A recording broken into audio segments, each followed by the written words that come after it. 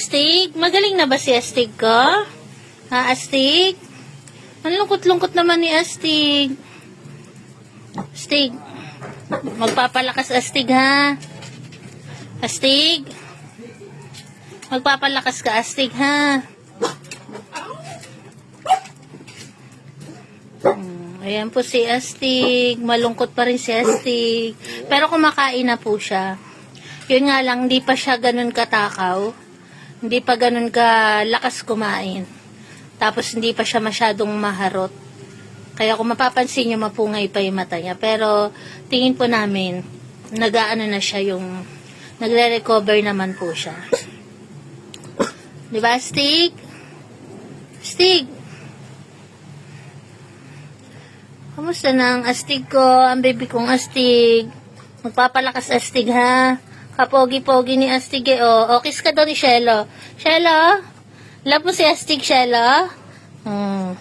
Love ni Shelo si Astig. Ito po si Bibi Shelo. Ayun si Astig. Astig, ano Astig? Wawa naman si Astig ko eh, oh. Si Mayor, okay na po si Mayor. Si Astig, okay na rin po siya. Kumakain na siya. Yun nga lang, ganyan po siya. Matamlay pa rin tignan. Pero kumakain naman po siya. Pagdating sa pagkain, kumakain siya. Hindi nga lang nila nauubos pa ni Mayor yung kanilang pagkain. Pero at least po kumakain na. Hindi katulad nung mga unang araw na may sakit sila. Kahit ano iabot namin, ayaw talaga nilang kainin. Si Mayor, eto na po si Mayor. Mayor! Mayor, halika dito, Mayor. Ayan na po si Mayor, oh. Mas mukhang masigla po si Mayor kaysa kay Astig. Mayor! Oh, ayan si Mayor. Busy-busy si Mayor kay kay Sorry. Ayan po sila. Si Bronze, natutulog pa si Bronze. Ang katabi ni Bronze, ang kanyang anak na si Sarah. Tutulog pa silang mag-ina. Ayun pa si Astig. Ayun yung mga marites. Ayun si Gracia, si Solo.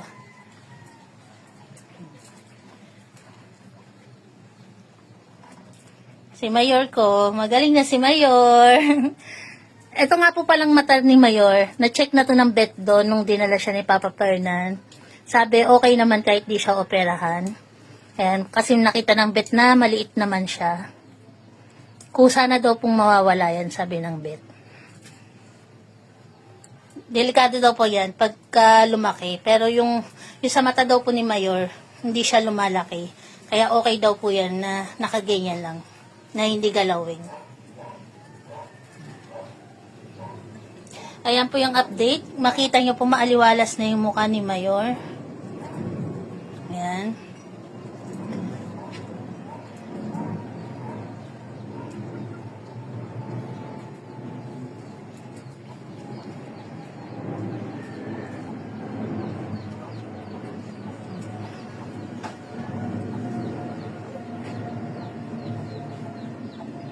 Si Papa Fernan nila, wala po kasi nasa labas. Pinapawiwi ang Kuya Barako nila. Isa-isa silang nilalabas ng kanilang Papa Fernan dahil nga po ang aming labas ay putik. Ayan, maputik sa labas namin. Ganyan po yan kapag maulan. Ayan, maputik. Hindi naman sila pwedeng hindi ilabas, gawa nga po ng sanay sila sa labas magwiwi at pupo. Kahit wiwing-wiwi na sinabara ko, hindi po yan iihi dito sa loob ng bahay. Pati sa likod ng bahay, hindi sila nagwiwiwi. Kung saan po kasi sila sanay, doon sila nagwiwiwi talaga. Kaya yan ang hirap kapag nag-uulan. Kasi masyadong putik sa labas namin. Kaya isa-isa po silang nilalabas ng kanilang Papa Fernan. Dahil nga po sobrang putik sa labas.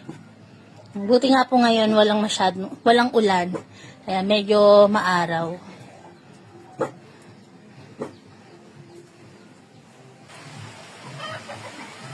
Kaso ayan, umulan na naman po.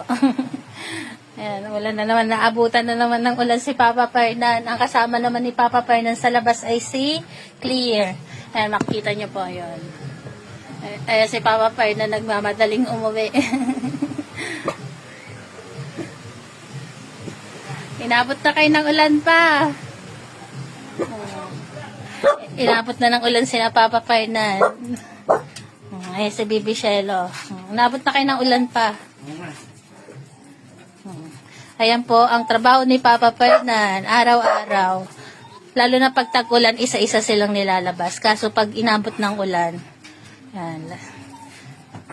Saka don't worry po kasi umulan umaraw, bago sila ipasok ni Papa Fernan sa loob, pinupunasan po sila ng paa. Ayan po yung update sa aming Barako family ngayong araw. Akala ko magtutuloy-tuloy yung araw, hindi pala biglang umulan na naman.